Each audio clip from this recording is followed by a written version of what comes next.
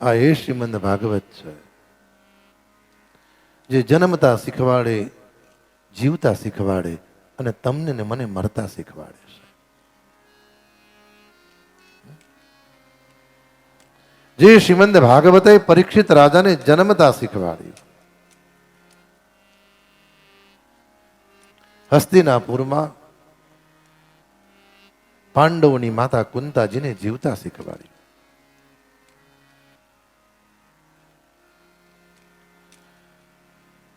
અને જગતની પ્રત્યેક પરિસ્થિતિથી સમર્પિત થઈ જેનો જન્મ જગતના કલ્યાણ માટે થયો છે એવા દાદા ભીષ્મને મરતા શીખવાડ્યું છે.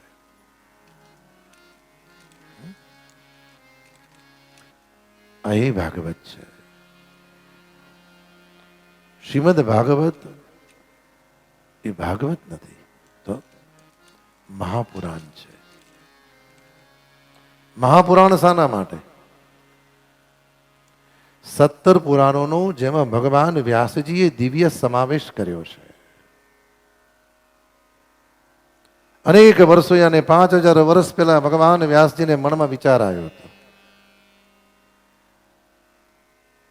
કે કલિયુગના માનવને પેપર જોવાનો સમય નથી, મોબાઈલમાં ખોટા મેસેજ જોવાનો સમય નથી, તો કલિયુગનો માનવ ભગવાનનું સ્મરણ કરશે કેવી રીતે?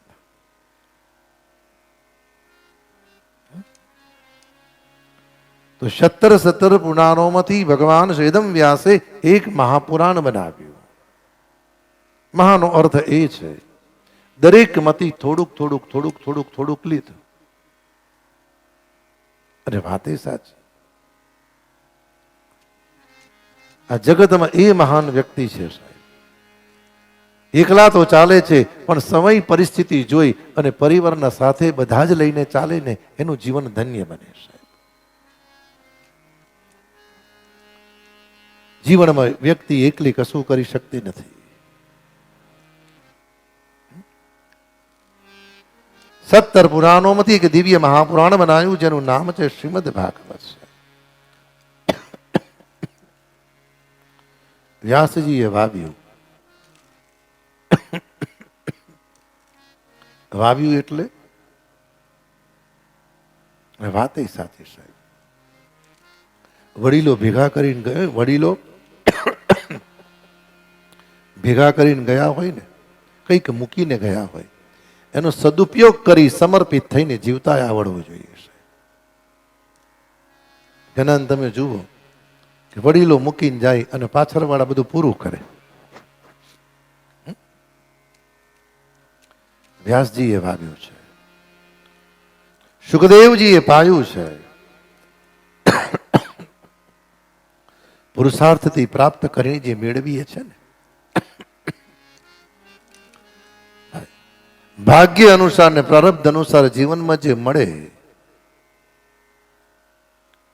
એ મળ્યા પછી પણ એનો જીવનમાં સદુપયોગ કરતા ન આવડે તો કોઈક વાર મળેલું પણ જતા વાર નથી લાગતી. અને પરીક્ષિતે પીરસ્યું.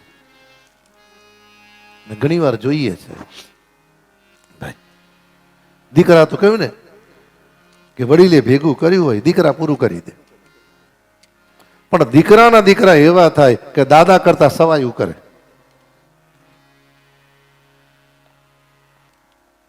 રાજુ બાજુ વાળા કે દીકરાએ તો પૂરું કર્યું, પણ દીકરાના દીકરા એવા ઠાકરે કર્યા કે બધું સવાયું કરી નાખ્યું છે. આ એ પરીક્ષિત તેને પીરસતા આવ્યું છે. આ એ શ્રીમદ ભાગવત. શ્રી એટલે લક્ષ્મી, શ્રી એટલે રાધા અને શ્રી એટલે ભક્તિ.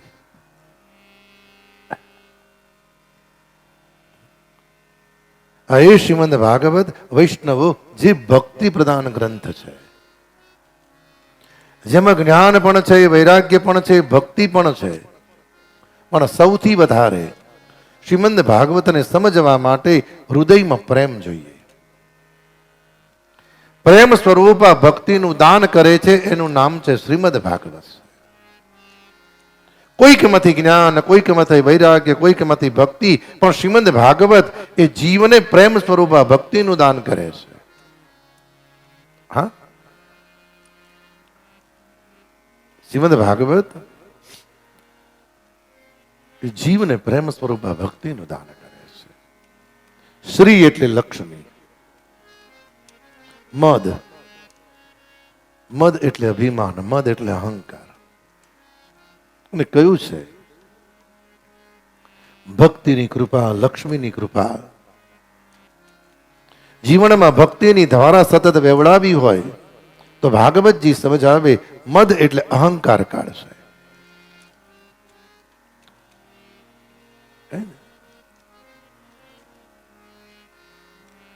મદ એટલે અહંકાર.